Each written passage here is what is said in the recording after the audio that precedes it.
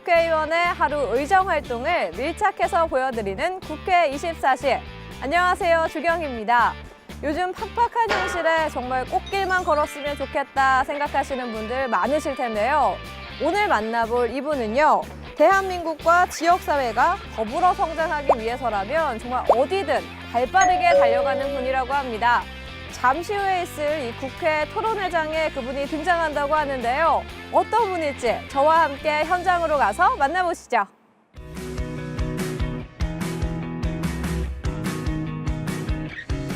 국회 헌정기념관에 충청권 4개 시도를 대표하는 국회의원들이 한자리에 모였는데요. 오늘의 주인공, 조승래 의원도 참석을 했습니다. 누군가를 뒷받침하고 세우는 참모로 뛰어온 12년. 그 풍부한 경험과 탄탄한 안목을 바탕으로 국회와 지역사회에 새 힘을 불어넣는 국민 일꾼. 더불어 성장을 위하여 국민에게 힘이 되는 사람. 조승래 의원의 24시를 만나본다.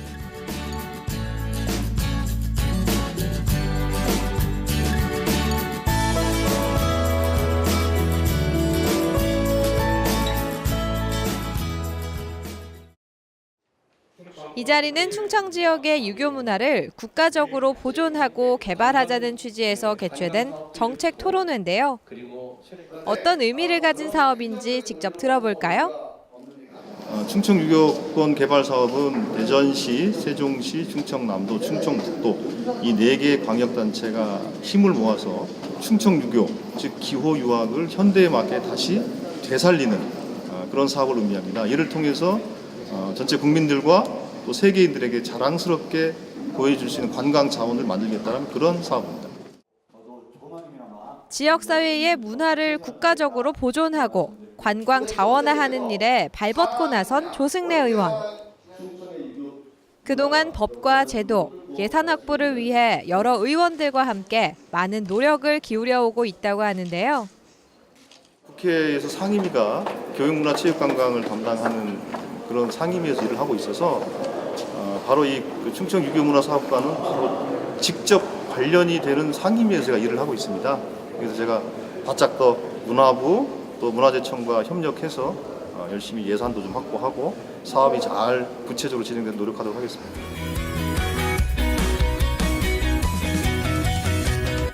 의원님 안녕하세요. 네, 안녕하세요.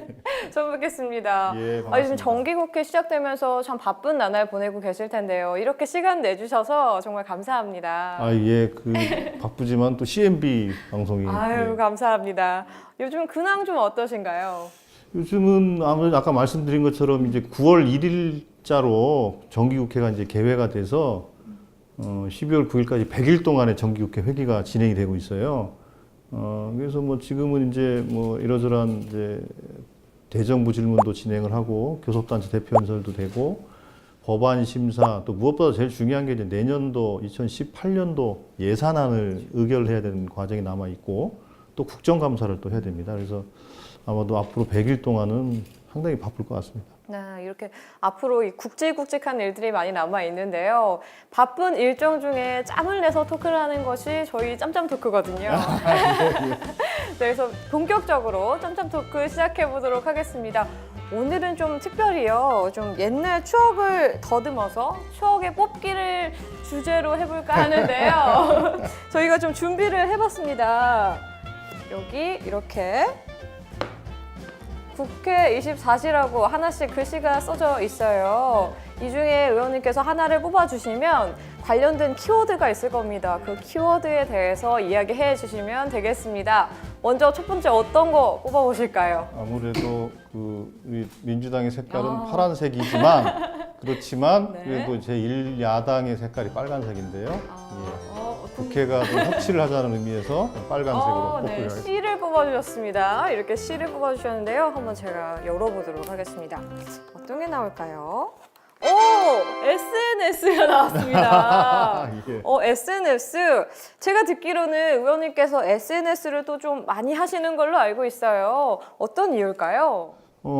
이제 아무래도 이제 그 국회의원은 사실은 서울 국회에서 이러저러한 그 회의를 하는 게 일입니다. 그러다 보니까 그 주민들하고 시민들하고의 직접적인 접촉이 상대적으로 또 많지가 않아요. 그러다 보니까 주민들과 직접적인 소통을 해야 되는데 그 소통의 수단이라는 게 과거에는 다 면대면으로 사람을 만나서 대화를 해야 됐지만 지금은 이제 그 SNS라는 아주 유효한 수단들이 있어서 예를 들면 저는 특히 이제 페이스북을 많이 하고 있습니다만 페이스북 같은 걸 통해서 제가 이제 하는 활동 상황에 대해서도 말씀을 드리고 또 때로는 의견도 듣고 그렇게 하고 있고요. 그래서 간혹 가다가 이제 제가 저희 지역을 다니다 보면 그 뭐 페이스북이나 SNS 통해서 일하시는 거 잘 보고 있습니다라고 또 얘기해 주시는 분들도 있더라고요. 예, 제가 물론 뭐 아주 강력한 파워 유저는 아닙니다만 예, 그래도 그렇게 소통하는 것이 나름대로 의미가 있어서 그렇게 하고 있습니다. 좀 다양한 소통의 창구로 하나로 이용을 해주고 계신데요. 제가 의원님 SNS에서 참 인상적인 사진을 한 장 발견을 했습니다. 어떤 사진이냐면 바로 이 사진이거든요. 의원님께서 이렇게 노래를 부르고 계시는 것 같은데 이 사진 어떤 사진인가요? 이게 제가 이제 대학을 졸업하고 이게 93년쯤 되는 것 같은데요. 그때 요 뒤에 이름이 다 나오진 않았는데 이게 이제 레로 그리는 나 이렇게 돼 있죠. 이 앞에가 노자고 노래로 그리는 나라라는 일종의 밴드입니다. 그걸로도 활동을 하시고 노래를 굉장히 좋아하실 것 같아요. 제가 다루는 악기가 시원찮아서 노래를 하는 걸로. 네, 그럼 계속해서 두 번째 뽑기 한번 해보도록 하겠습니다. 어떤 거 뽑아보실까요? 이번에는 자 이제 파란색을 뽑을게요. 네. 2자. 파란색. 네, 이번에 숫자 2를 뽑아주셨습니다. 제가 열어보겠습니다. 또 이번에는 5. 와, 숫자 5와 9와 또 19 이렇게 나와 있는데요. 언뜻 봐서는 잘 모르겠어요. 어떤 의미의 숫자가 있을까요? 그 보니까 올해 가장 중요한 일이었을 겁니다. 아마 5월 9일 대통령 선거. 그리고 19라는 숫자가 이제 19대 대통령을 의미하는 그런 것 같아요. 근데 예, 5월 9일 19대 대통령 선거인 것 같은데요. 이 대통령 선거와는 좀 어떤 연관이 있으신 건가요? 근데 아무래도 이제 그 이번 5월 9일 날 진행됐던 대통령 선거는 사실 이제 정상적인 선거였다면 올해 12월 달에 진행됐어야 되는데 이제 대통령 이제 탄핵과 파면으로 이제 조기 대통령 선거가 진행이 됐고 그 과정에서 이제 19대 대통령이 당초에 일하시는 것보다 훨씬 더 빨리 좀 일을 하시게 된 거지 않습니까? 그래서 상당히 의미가 있었고 특히나 이제 작년 겨울 올 초에 이제 국민들이 보여주셨던 그 나라에 대한 이제 걱정과 고민들이 19대 대통령한테 이렇게 모아졌던 계기가 돼서 5월 9일은 상당히 큰 의미가 있다고 생각을 하고 단순하게 뭐 이게 그 정권이 바뀌었다라는 의미보다도 대한민국이 뭔가 새로운 전환기에 처해져 있는 그러나 중요한 시점으로 5월 9일로 기억이 될 거라고 저는 생각을 하고 있습니다. 예. 이 대선에서 굉장히 중책을 맡으셨어요. 이때 정책본부 또 선대위 위원장 같이 좀 힘든 직책들을 맡으셨는데요. 이번 대선에서 좀 가장 기억에 남는 일이 있다면 어떤 게 있었을까요? 아무래도 제가 이번 선거 이제 중앙당에서는 이제 정책본부의 이제 부본부장을 맡아서 했고 이제 대전 지역에서는 이제 총괄선대위원장을 맡아서 일을 했는데 제가 이번 선거를 치르면서 새삼 느꼈던 것 중에 하나가 또 가장 특징적인 것 중에 하나가 뭐냐면 여성의 정치 참여가 정말로 많이 활성화됐다라는 걸 제가 피부로 느꼈어요. 그러니까 작년에 제가 이제 총선할 때는 별로 그렇게 크게 느끼질 못했는데 올해 대통령 선거를 치르다 보니까 그 여성분들의 자기 정치적 견해나 주장 또 의견에 대해서 적극적으로 표현하시고 또 행동하시고 하는 것들을 제가 아주 정말 흥미롭게 봤어요. 흥미롭게 봤고 이게 아마 이제 우리나라 정치를 보다 새롭게 만드는 저는 원천이 될 거라고 생각이 들더라고요. 그래서 우리나라 정치는 희망이 있다라는 생각을 가졌습니다. 그 힘은 여성으로부터 오는 것 같아요. 정말 멋진 말 해주셨습니다. 그럼 계속해서 세 번째 뽑기 해보도록 하겠습니다. 이제 국회와 숫자 4가 남아있는데요. 이게 이제 이 녹색이 아마 선당의 색깔이겠죠? 이게 예. 국민의당의 색깔입니다. 이게. 예. 이번은 회입니다. 네, 열어보겠습니다. 이번에는 5. 이 물결 무늬가 좀 중요할 것 같은데요. 5에서 49. 이건 어떤 숫자일까요? 아, 이거는 이제 제가 지금 이제 우리나라 나이로 만으로 이제 제가 68년생이니까 49세고요. 제가 이제 원래 태어난 곳은 논산인데, 충남 논산인데, 논산에서 대전으로 이사 온 게 이제 5살, 4살 그때쯤 이제 이사를 와서 이제 대전에서 한 45년 가까이 살았던 대전에 산 횟수를 얘기하는 것 같은데요. 이 45년 동안 대전에서 고향이잖아요. 어떻게 보면. 사실상 고향이죠. 그렇죠. 그렇죠. 이 예. 45년간 살아온 곳에서 일을 하신다는 거 자부심이 남다르실 것 같아요. 대전이 어떤 의미일까요?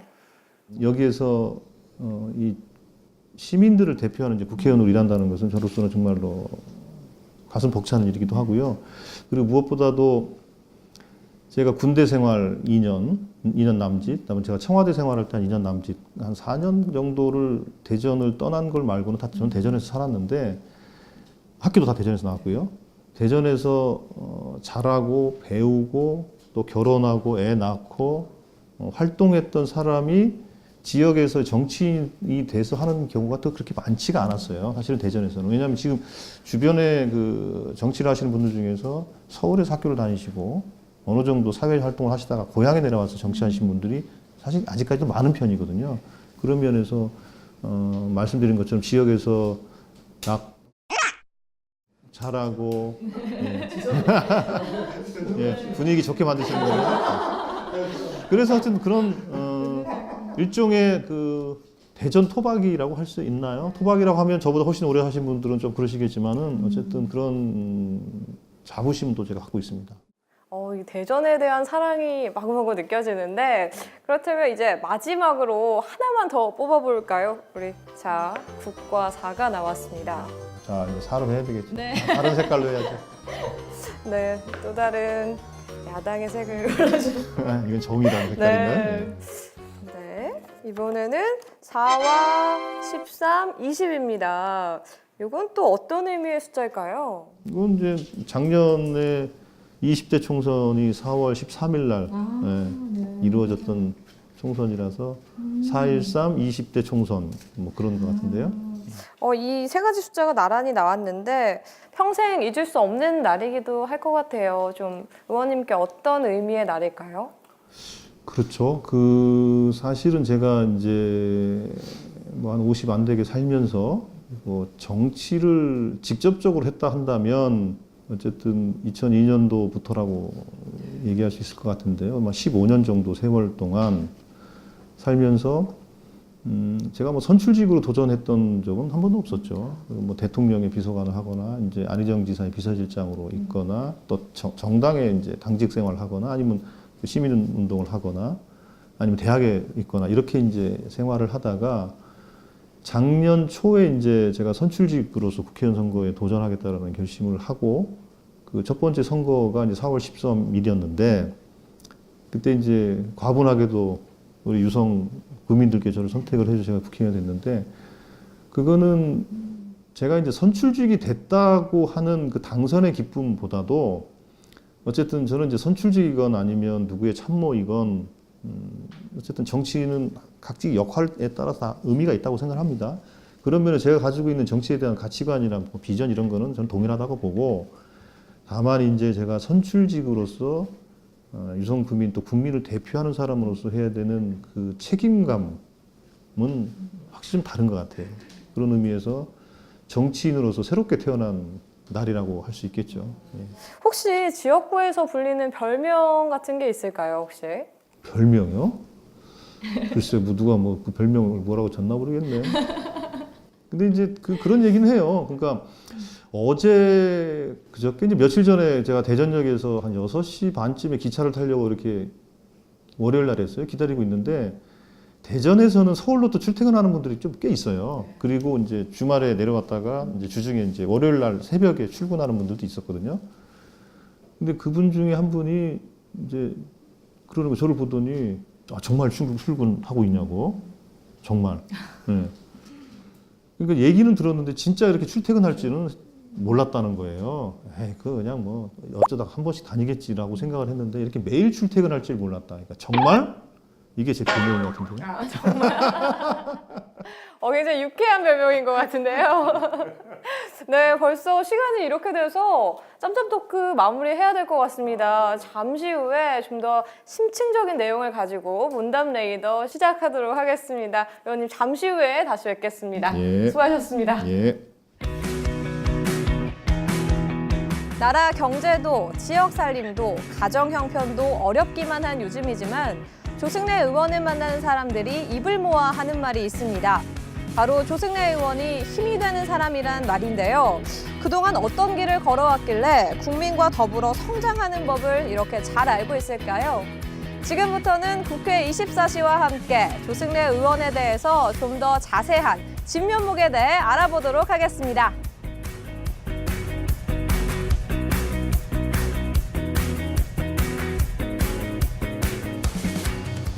대전 유성구에 위치한 국민건강보험공단 지사.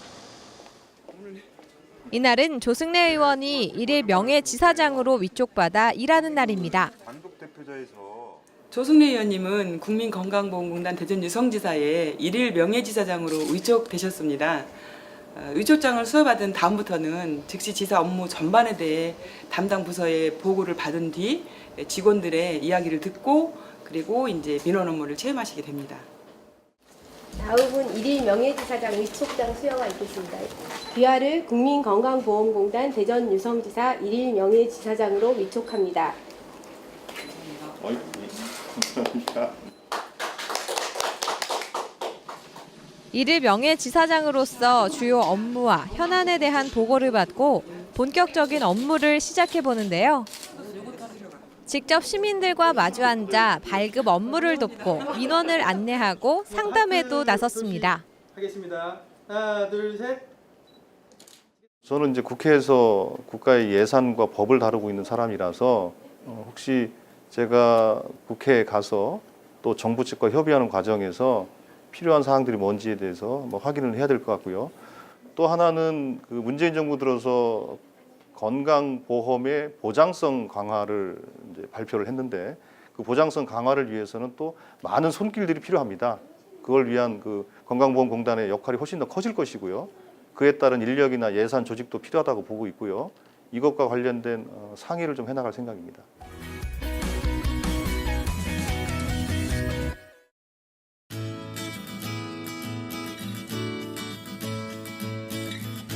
네, 의원님 이번에는 자리를 조금 옮겨서 의원님을 좀 더 면밀하게 알아볼 수 있는 문담 레이더를 진행해 보도록 하겠습니다. 레이더를 맞아야 되나요, 제가?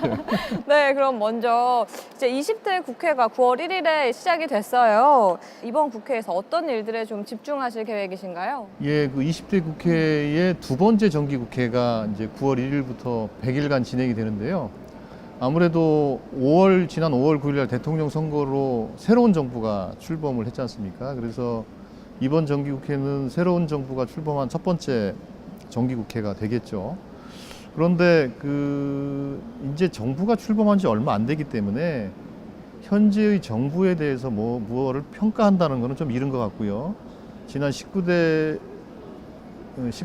대통령이 박근혜 대통령이나 그 이전 정부의 해왔던 정책이나 묵은 숙제들이 뭐가 있는지를 좀 확인을 하는 것이 첫 번째 과제일 것 같고요.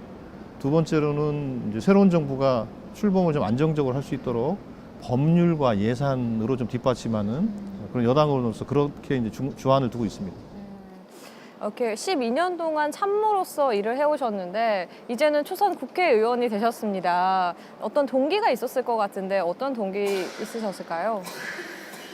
특별히 제가 선출직으로 도전을 하면서 마음속에 고민이 없었던 건 아니에요. 왜냐하면 아무래도 참모와 앞에서 일하는 선출직은 조금 아무래도 성격이 좀 다르기 때문에 그런데 제가 결정적으로 선출직에 대한 생각을 가졌던 것은 일단 제가 이제 오랜 참모 생활을 하면서 가졌던 제 정치에 대한 식견과 또 쌓은 노하우들이 국민을 좀 대표해서 좀 일을 해보고 싶은 생각도 좀 있었고요. 또 하나는 우리나라 정치가 뭔가 새로운 변화가 필요한데 제 스스로가 그동안 정치를 해오면서 가졌던 그런 이 노하우나 이런 것들이 새로운 정치를 하는데 적임자다 이렇게 제 스스로 생각을 해서 도전하게 됐습니다. 12년 동안 이 참모 역할을 하시면서 노무현 전 대통령, 또 안희정 충남도지사, 또 이제 문재인 대통령까지 정말 다양한 분들을 모셨는데, 근데 대통령과 함께 찍은 사진 한 장이 없다는 이야기를 제가 또 들었습니다. 어떻게 된 건가요? 뭐 사진이 없는 건 아닌데요. 어쨌든 이게 제가 이제 참모 생활했지만 대통령 비서실에 일하고 있는 비서실 직원은 한 500명 정도 되는 상당히 많은 규모이고요. 근데 그때 보통 이제 그 대통령하고 1:1 사진들을 막 찍어요. 또 찍을 수 있는 시간도 주고 그래요. 근데 저는 제가 그때만 하더라도 아예 내가 뭐 대통령 사진을 빌어서 제가 뭘 할 것도 아닌데 굳이 뭐 사진을 찍을까 이렇게 생각을 했거든요. 그래서 단체 사진을 말고는 행사 사진, 단체 사진 말고는 그러니까 이제 뭐 둘이 찍은 사진이 없는 거죠. 이제 의원님의 젊은 시절로 돌아가 보면 데모를 좀 많이 하셨잖아요. 데모했던 그 혈기왕성한 청년에서 30대에 청와대 행정관으로 첫 발을 들이셨어요. 인생의 전환점이 됐을 것 같은데 어떠셨나요? 2002년 대선을 한 1년 정도 앞둔 시점에 아무리 생각해도 대한민국을 위해서는 노무현 대통령만한 사람이 없다라고 생각을 했어요. 그래서 그럼 어떻게 할까? 그냥 뒤에서 그냥 응원하는 것으로 충분할까? 아니면 작은 힘이나마 뭐 발벗고 뛰는 게 필요할까라는 생각을 하게 됐고, 그러면서 이제 결국에는 이제 발벗고 뛰는 것으로 결심을 하게 됐죠. 근데 그 과정에는 뭐 이렇게 엄청나게 복잡하거나 뭐 갈등을 하거나 뭐 그러진 않았어요. 네. 그 당시의 경험들이 현재 일을 하실 때 좀 많이 도움이 되시던가요?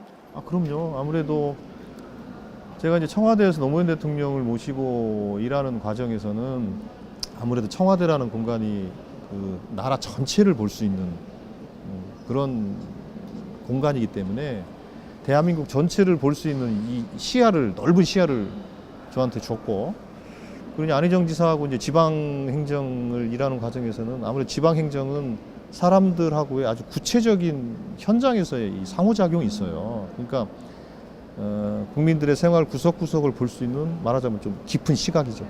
그걸 좀 갖게 했죠. 그게 이제 저한테는 가장 소중한 자산이고, 그 자산이 제가 국회의원으로서 일을 하는데 가장 큰 원동력이 되는 것 같아요. 현재 대전을 지역구로 하고 계시는 의원이시잖아요. 그럼 이제 지금 대전과 유성구를 위해서 좀 가장 추진하고 있는 정책, 가장 중요하게 생각하는 정책이 있다면 어떤 게 있을까요? 일단은 제가 작년에 선거를 치르면서 했던 가장 핵심적인 공약은 그거였습니다. 그러니까 대전이라는 도시, 그 유성이라는 곳이 상당히 아주 현대적인 도시가 돼 있고, 물론 이제 큰 공장이나 이런 건 없지만 울산, 서울 다음으로 젊은 사람들이 많은 사는 동네입니다. 대학도 많이 있고요. 그래서 이 대전이라는 도시, 또 유성이라는 도시에 그 뭔가 삶의 질을 한 단계 높이려면 거기에 보다 좋은 교육 시스템과 문화적인 혜택들이 들어가야 되겠다라는 생각을 했고, 그게 저희 가장 핵심적인 공약이고요. 그래서 제가 그 상임위를, 교육문화체육관광위를 선택하게 된 동기도 그것 때문에 그렇고요. 여기에다가 최근에 이제 그 문재인 대통령이 이제 선거 공약으로, 지역 공약, 대전 공약으로 내세우신 게 대전을 4차 산업혁명 특별시로 만들겠다는 게 이제 공약입니다. 4차 산업혁명은 뭐 제가 굳이 설명은 드리지 않겠고, 4차 산업혁명을 정말 앞에서 선도해 나갈 가장 좋은 동네는, 지역은 바로 대전입니다. 뭐 연구단지라는 것도 있고 대학도 많고 여러 가지 여건상 그렇습니다. 그래서 4차 산업혁명의 특별시로 조성하는 대통령 공약을 실현하는데 저도 아주 좀 일조를 하고 싶은 그런 생각입니다. 이번에는 좀 대전 유성구에 관한 질문을 드려볼게요. 지역구인 이 유성이 과학기술의 메카이기도 하잖아요. 어떤 변화와 또 어떤 지원이 좀 가장 필요할까요? 앞서 말씀드린 것처럼 이제 4차 산업혁명의 특별시로 대전을 만들겠다고 한 게 문재인 대통령의 공약인데, 아무래도 이 4차 산업혁명이라는 거는 핵심적으로는 여기저기 막 흩어져 있는 것들이 서로 막 연결하는 것을 통해서 혁명이 일어나는 거거든요. 그런 면에서 지금 대전, 특히 유성에 집적되어 있는 연구단지, 국제연구기관, 그다음에 카이스트 충남대를 비롯한 대학교, 그리고 이 대학과 연구기관이 배출한 석박사급 인력들이 진짜 엄청나게 많습니다. 유성이 전국에서 석박사 인력이 제일 많은 데예요. 그러니까 이렇게 아주 우수한 자원들이 집적돼 있는 곳이니까 이 집적돼 있는 것들을 이제 상호 연결을 잘 해서 이게 이제 4차 산업혁명이라는 하나의 새로운 플랫폼으로 모일 수 있도록 하는 구조가 좀 필요한 것 같고요. 그 과정에 저는 핵심이 그 대학생들과 청년 연구자들이 있다고 생각합니다.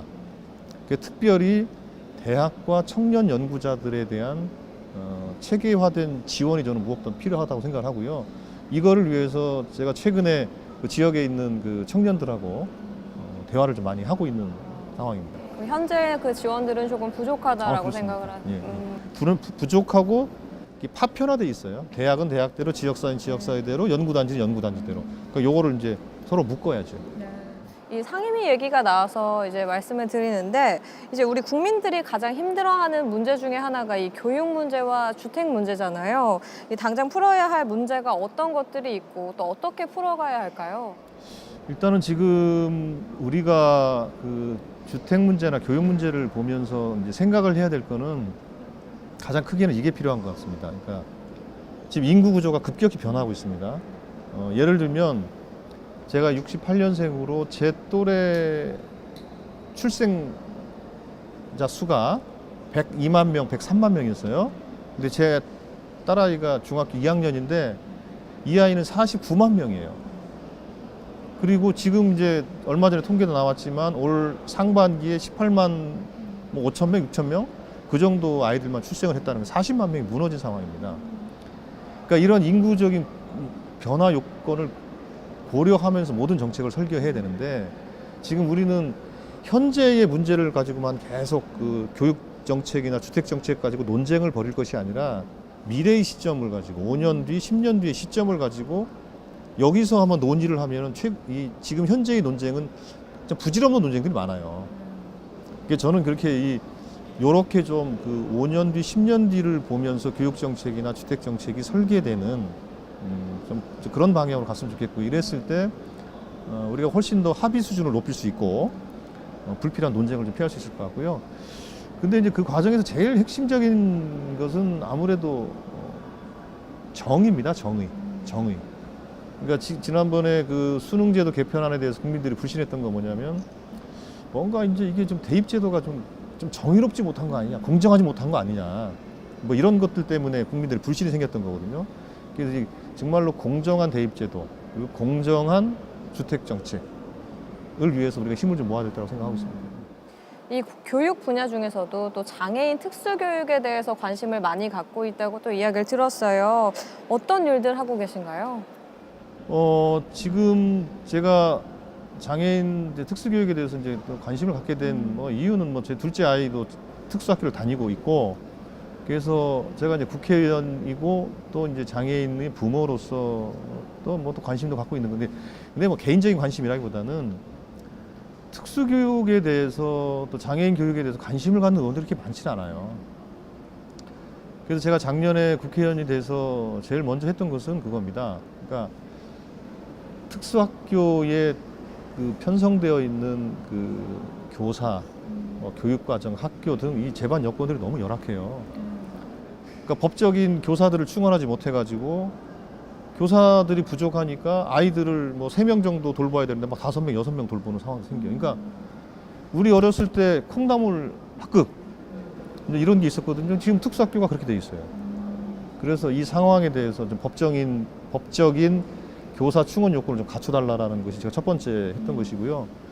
그리고 지금 최근에 이제 같이 고민하고 있는 것은 이제 장애인은 이제 특수교육이 평생교육 영역으로 이제 막 확장이 되고 있습니다. 그 부분에 대한 건데 이제 제도적인 준비가 좀 덜 돼 있어요. 이것들을 좀 만들어 나가는 것을 집중을 하고 있습니다. 많은 분들이 우리 의원님을 힘이 되는 사람이라고 이야기해 주시더라고요. 그렇다면 의원님께서 좀 힘이 돼주고 싶은 사람이 있다면 어떤 분들이 있을까요? 아무래도 저는 그 누구보다도 청년들과 지금 현재 학생들은 아이들에게 힘이 되고 싶어요. 사실은 제가 선거를 치르면서 여기저기 다니면서 연설을 할 때 했던 내용 중에 우리 부모님 세대는 우리들을 보면서 야, 나는 비록 이렇게 못 살지만 너네들은 잘 살 수 있어라는 그런 희망과 기대를 가지고 소 팔고 논 팔아서 우리들 가르쳤거든요.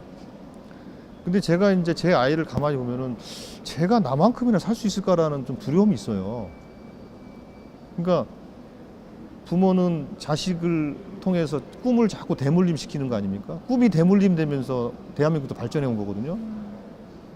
꿈을 이어달리는 거죠.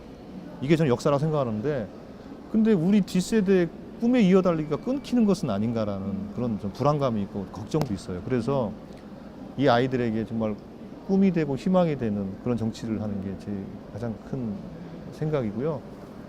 그래서 제가 지난번 선거 때 내세웠던 구호가 힘이 되는 사람이에요. 예. 근데 여기 딱 그 20대 국회에 와서 힘이 되는 국회. 이거는 제가 원조입니다. 좀 약간 예지 능력이 좀 있으셨던 것 같아요. 이렇게 더불어 성장을 위해서 많은 일들 해주고 계시잖아요. 참 바쁘실 것 같은데 그런 와중에도 이 바쁜 시간을 쪼개서 한국 영화를 사랑하는 국회의원의 모임을 좀 직접 제안하시고 또 2기째 하고 계시다고요. 어떤 이유가 있을까요? 제가 이제 그 문화체육부를 이제 소관을 한 상임위에 있는 것도 있고요. 제가 영화에 대해서는 뭐 관심도 많고, 예, 그렇게 해왔죠. 그리고 이게 그러니까 19대 때 영화를 사랑하는 국회의원들 모임이 있었고, 그런 이제 최민희 의원이 대표로 하셨는데, 그분이 이번에 20대 국회에 이제 들어오지를 못하셔서 19대 때 모였던 게 해산이 된 상태였어요. 그래서 20대 국회에 새로 구성이 되면서 제가 이제 몇몇 그 뜻을 같이 하는 의원들과 해서 지금 한 34분 정도의 34명이면 되게 많아요. 예. 그런 의원님들하고 같이 지금 하고 있는 상태이고요. 예, 그렇습니다. 그러면 좀 최근에 보신 영화 중에 추천해 주실 만한 그런 영화 있을까요? 최근에 본 영화는 뭐 아무래도 이제 택시 운전사를 예, 얼마 전에 네. 봤고 그 영화가 좀 감명이 깊었고요. 그리고 그렇게 이제 그 개봉관에서 상영하는 이제 그런 영화도 좋지만 반드시 보셔야 될 거고요. 근데 저희들이 이제 영화를 사랑하는 이제 국회의원 모임에서는 좀 독립 영화를 좀 많이 봤어요. 그래서 지난 봤던 영화 중에 뭐 직지코드라는 것도 있었고 뭐 여러 가지가 있었습니다. 그런 것들도 독립 영화들도 좀 많이 찾아서 보시는 게 정말 좋을 것 같아요. 그러니까 왜냐하면 이게 큰 영화만 대작들만 보면 이 작은 영화들이 다양하게 발전을 해야 이 그 영화계가 다양성으로 막 살아야 영화도 발전하거든요. 큰 것만 있다고 좋은 게 아니에요. 사자만 사는 밀림은 있을 수가 없지 않습니까? 예, 거기는 토끼도 있어야 되거든요. 그런 원리로 작은 영화들에 대해 관심을 가졌으면 좋겠어요. 제가 또 첩보를 하나 입수했습니다. 의원님께서 무슨 방에 다니신다고? 4월의 방이라고 하던데 이게 어떤 방인가요? 그거는 그 4번째 월요일에 그 시를 읽는 모임이에요. 지금 이제 장관으로 가신 도정환 장관이 이제 주축이 되셔. 그분은 아무래도 시인이시니까 그분이 이제 시집을 하나 선정을 하시고 그 시인을 초청을 해서 이제 한 달에 한 권의 시집을 읽고 그 시인과 같이 이제 대화를 하는 4번째 월요일 하는 이제 그런 모임입니다. 뭐 직접 낭독도 하시나요? 그럼 이제 보통 어떻게 진행하냐면 시집을 한 이제 일주일 전, 2주일 전에 이렇게 나눠줍니다. 나눠주면 그걸 읽고서 자기가 가장 좋았던 시를 한 편, 2편을 이제 읽어요. 돌아가면서 읽고 그거에 대해서 왜 이 시를 내가 정말 감명 깊게 읽었는지에 대해서 설명하고 그러면 시인과 한번 대화하고 그렇게 하는 거죠. 얼마 전에 그 지난 10년의 세월을 헤치고 지금 이 자리에 서 있는 우리에게 보다 많은 생각을 하게 한다라고 평하신 시가 있어서 예. 제가 준비를 좀 해봤습니다. 제가 한번 낭독을 해봐도 괜찮을까요? 감사합니다. 네, 제가 한번 낭독해 보겠습니다. 물 함진보 소낙비 쏟아진다 이렇게 엄청난 수직을 경험해 보셨으니 봄낮추어 수평으로 흐르실 수 있는 게지요. 수평선에 태양을 걸 수도 있는 게죠. 어떤 점에서 좀 마음에 드셨나요? 그러니까 그 수직과 수평이라는 것을 물로 해석하는 게 참 의미가 있었고요. 특히나 우리가 지난주 5월 달에 대통령 선거를 통해서 정권 교체가 이루어졌는데 그거는 이제 저희 이제 민주당 입장에서는 10년 가까운 세월 동안 야당 생활을 한 겁니다. 그 야당을 겪은 그 10년 세월을 통해서 소위 집권 세력이 됐는데 그러니까 야당과 집권 세력은 조금 다르거든요. 그러니까 이제 뭔가 수직으로 떨어지는 분명함과 단호함이 있어야 된다면 집권 세력은 모든 분들을 어찌 때로는 포용해야 되는 그런 수평과 같은 그런 존재가 되어야 되는 것이 아니냐 이런 생각이 그 시를 읽으면서 들었어요. 그래서 정말 아주 제가 최근에 읽은 시 중에서 정말 제일 감명 깊었던 시예요. 그래서 제가 그때 이제 문자를 지역분들한테 보낼 때 제가 그 시를 인용을 했었어요.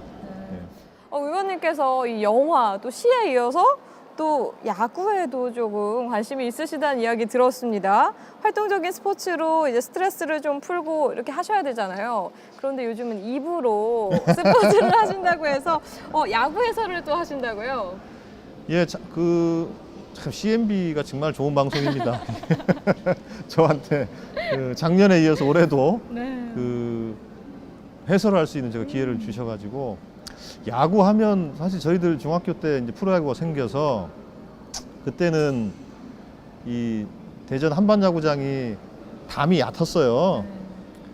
그래서 참 이런 얘기하면 모르겠지만 막 몰래 담 넘어가지고 보고 막 그랬었어요. 옛날에 어렸을 때.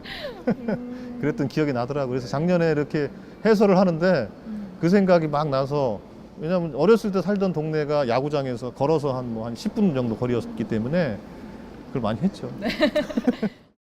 네, CNB 스포츠와 함께합니다. 오늘은 또 특별한 분 한 분을 모셨습니다. 예, 안녕하세요. CNB 예청자 여러분, 시청자 여러분, 하나 이글스 팬 여러분 안녕하십니까? 더불어민주당 국회의원 조승래입니다. 반갑습니다. 네, 반갑습니다.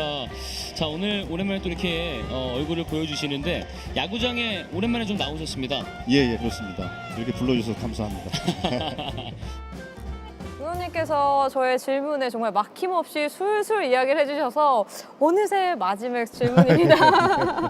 마지막 질문 드려야 하는데요. 우리 지역 주민들 또 국민 여러분 또 시청자분들에게 꼭 전하고 싶은 말씀이 있다면 전해주시죠.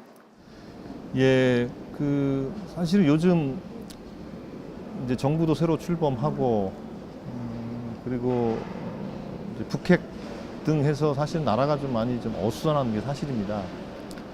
그렇지만 우리나라는 온갖 어려움과 고난을 다 겪고 지금 이렇게 성숙한 민주주의 국가로 저는 성장을 했다고 생각을 하고요. 그래서 우리 앞에 주어진 이 상황이 지금 상당히 조금 어렵고 힘들지만 충분히 극복할 힘을 우리는 갖고 있다고 생각을 하고요. 특히 새롭게 출범한 문재인 대통령 정부와 함께 국민들이 좀 힘을 잘 모아나갔으면 좋겠고요. 그 과정에서 우리 앞에 놓여진 많은 숙제들을 슬기롭게 해결할 거라고 생각을 하고 있습니다. 저도 국민의 대표자로서 또 대리인으로서 저도 최대한 열심히 노력할 생각이고요. 국민 여러분들께서도 국민 주권 시대에 걸맞게 국정에도 또 이제 지방자치단체의 시정 구정에도 적극적으로 좀 참여해 주시는 그런 참여하는 국민이 되주셨으면 감사하겠습니다. 사실 저희가 마지막 질문이라고 말씀을 드렸지만 끝이 나지 또 않았습니다. 저희가 정말 짧은 코너 하나 준비했거든요. 어떻게 괜찮으시겠습니까? 네, 그럼 준비해 주셔야 될 것 같은데요. 저게 거짓말 탐지기입니까? 네. 어우 무서워. 자세요. 무서워. 제가 해봤는데 조금 따끔하더라고요. 진짜요? 전압을 최대한 낮춰서. 좀 놀라실 수도 이렇게 하는 거예요?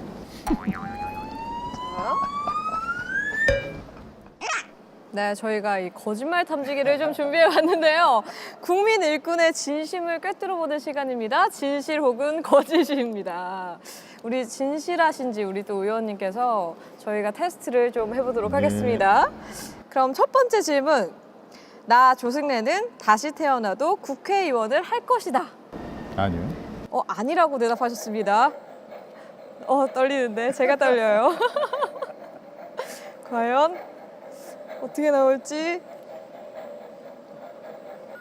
오, 진실. 왜 아니라고 하신 거예요? 진실이 나왔는데요. 아니 뭐 세상에는 더 재밌는 일도 많고요. 예. 그리고 이게 국회의원이라는 거는 어찌 보면은 이렇게 막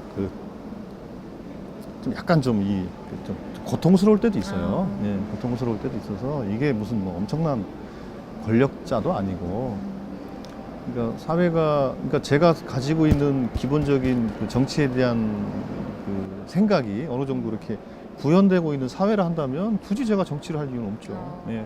그럼 미래에는 그런 사회가 될 거라고 될 거라고 생각하시죠? 보죠. 예. 아, 네. 그럼 다음 질문 드리겠습니다. 다음 질문. 솔직히 네. 대통령들과의 기념 촬영 사진 찍을 때 속마음은 찍고 싶었던 적이 있다. 있죠. 그럼. 그럼 있죠. 너무 쿨하게 얘기해 주셔서 있다고 대답을 해 주셨는데요. 제가 몇 번 후회했던 적이 있었어요. 예. 나도 찍어둘 걸. 예. 너무 편안하신데. 네, 드디어. 이 거짓말. 아이, 걸렸다.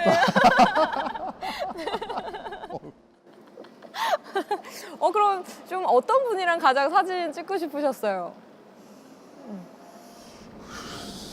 저는 사실은 뭐 대통령 뭐 이런 분들보다는 저는 차라리 그 조용필 씨나 그 죽은 그 김광석 씨나 아니 그냥 김광석 씨하고 사진 찍을 기회가 있었는데 못 찍은 게 진짜 아쉬워요. 네. 그래서 거짓이 나왔나 그런가 봅니다. 봐요. 네, 여기까지 저희 마치도록 하겠습니다. 이 진실 혹은 거짓말 탐지기는요. 이거 정말 똑똑한데요? 네.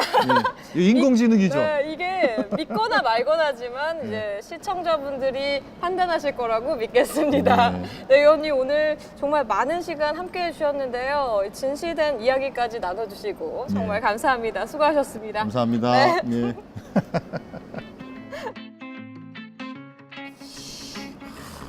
안 걸린 분도 있어요? 아직까지 못 봤습니다. 세 번 중에 한 번은 무조건 걸리게 되는 거 아니야 이거? 랜덤으로?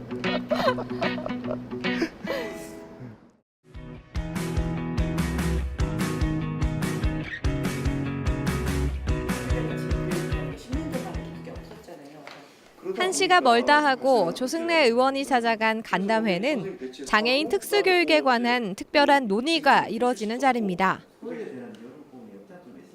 잠시 듣는 것만으로도 매우 심도 깊은 논의가 진행됐는데요.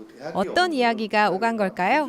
분단에도 대학 다 있지. 거기 이제 오늘 한 간담회는 장애인 특수 교육에 대한 간담회를 했는데요. 특히 장애인 중에서 장애인 유형이 여러 가지가 있는데 그 중에서 시각 장애인과 관련된 논의를 했습니다. 제 상임위가 교육, 문화, 체육, 관광을 다루다 보니까 워낙 방대합니다. 특히 그 중에서 제가 이제 좀 관심을 가지고 중점을 두고 있는 부분은 이제 특수교육과 평생교육 이쪽을 좀 주로 중점을 좀 두고 있고요. 특수교육 관련해서는 미팅을 좀 많이 하는 편입니다. 우리 사회의 약한 부분까지 속속들이 감싸 안으며 열정적으로 열일하고 계신 모습이 정말 보기 좋았는데요. 그래서 함께한 이들도 더욱 힘을 얻습니다. 상당히 이제 동네 아저씨 같이 이게 편안하게 이렇게 또 어떤 혈안 같은 것들을 들어주시고 이게 짧은 시간도 아니고 바쁘실 텐데 장시간 이렇게 시간을 내주셔가지고 또 들어주시고 또 여러 가지 방안도 제시해주시고 이래가지고 진짜 좋았습니다.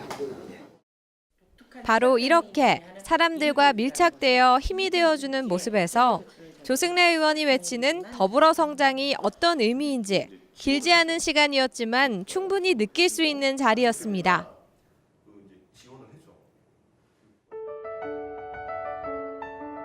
새로운 정치를 위해서라면 열일 제치고 달려가는 사람. 더불어 성장하면 국민과 지역민들에게 힘이 되는 사람. 조승래 의원의 의정 활동을 국회 24시도 응원합니다. 네, 국회 24시 오늘 조승래 의원님과 함께 해봤습니다. 의원님 오늘 함께 하셨는데 어떠셨나요? 예, 오늘 정말 즐거웠고요. 역시 CMB는 정말 좋은 방송인 것을 제가 새삼 느낍니다. 이렇게 수고도 많으셨고요.